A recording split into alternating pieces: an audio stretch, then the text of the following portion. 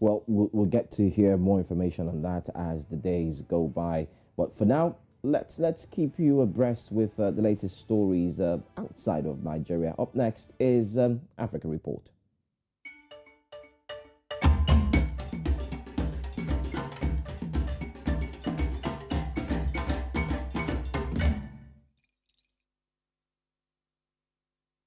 You watch Breakfast Central. In 2019, SADC member countries made a decision to rally behind Zimbabwe in its campaign against sanctions imposed in the country by the Western world.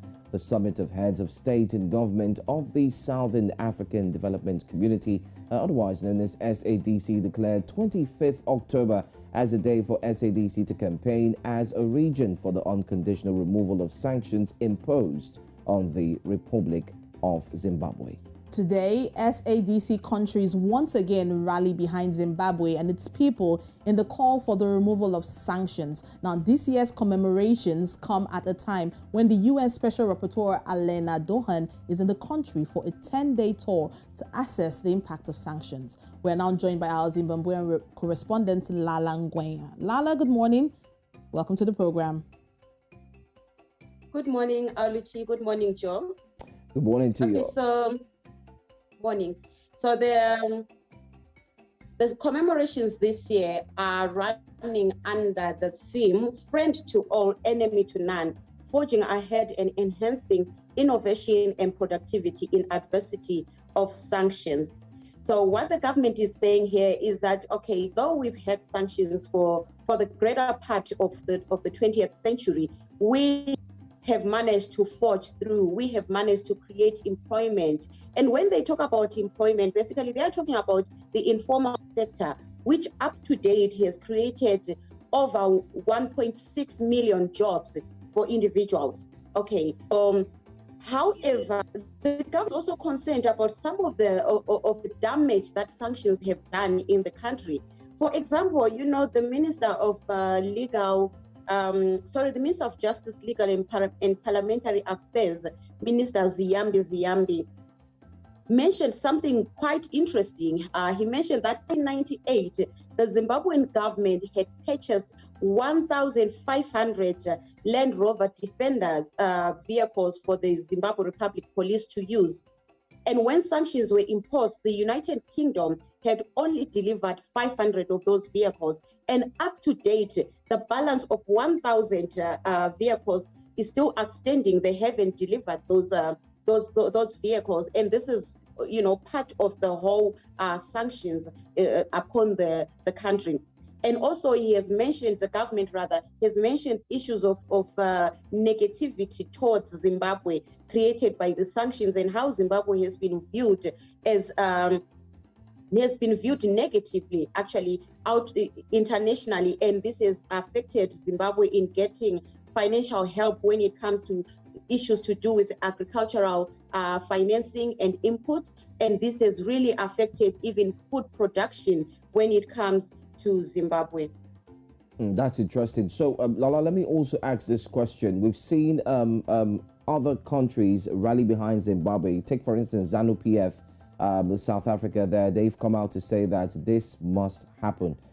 What's the atmosphere like right there in Zimbabwe? Does it look like it is almost certain?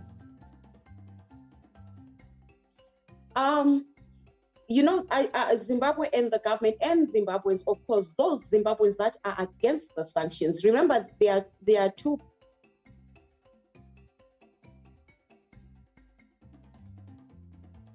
Okay, we seem to have some connectivity issues this Monday morning, but I'm sure we'll be able to connect back to Lala, who is our correspondent out there in Zimbabwe, breaking it down for us and letting us know that today is SADC a day, a very special one out there in Zimbabwe. So if you are a Zimbabwean, I'm sure that you are actually looking forward to this day and you really want to know what effect it has, especially for your country. Now, Joe, I keep trying to call you Olisa. Don't try that. This is Joe now. We have to. So, Joe, this is a day that was accepted in the year 2019 when they had the 39th summit. That's the SADC heads of state. They came together and they had a summit and they said, okay, you know what? We need to keep a day to do what to have a solidarity to show support for Zimbabwe so that these international sanctions can be removed by the Western countries. So it's been what, 2019, 2020, this is 2021. So 3 years consistently of ensuring that they stand by Zimbabwe to show support for these sanctions to be removed totally. All right, let's bring Lola back on before we go at the end of this top story. But let's listen to Lola first of all. Lola, I'm understanding you're back, so tell us more. Okay, so hi Joe. Yes, I'm back. Please, can you repeat the question again? Okay, so we were looking at the atmosphere right there in Zimbabwe and what Zimbabweans are expecting that this would actually mean for them. Okay, so as I was saying, there seems to be two camps in the country. There are people that are against sanctions imposed in the country. Then there are those that are saying, no, the sanctions should stay on.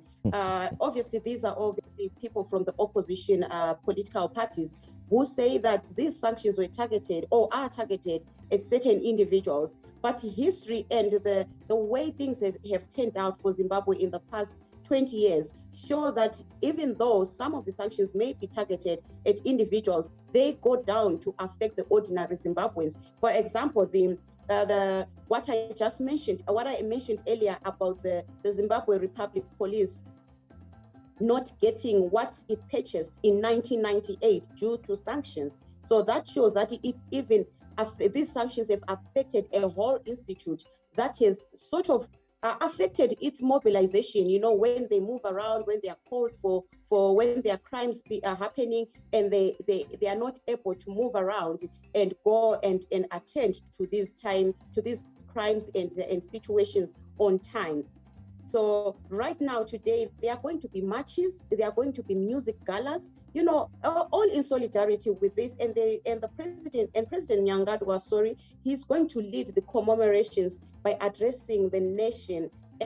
And during these commemorations, they are going to also play pre-recorded messages from fellow SADC member states leaders who are also, in solidarity and are rallying behind Zimbabwe on this campaign against sanctions in Zimbabwe. Right. Thank you so much, Lala Ngwenya, reporting all the way from Zimbabwe. We hope Zimbabweans are pretty excited and we're hopeful the sanctions will be lifted. Thank you.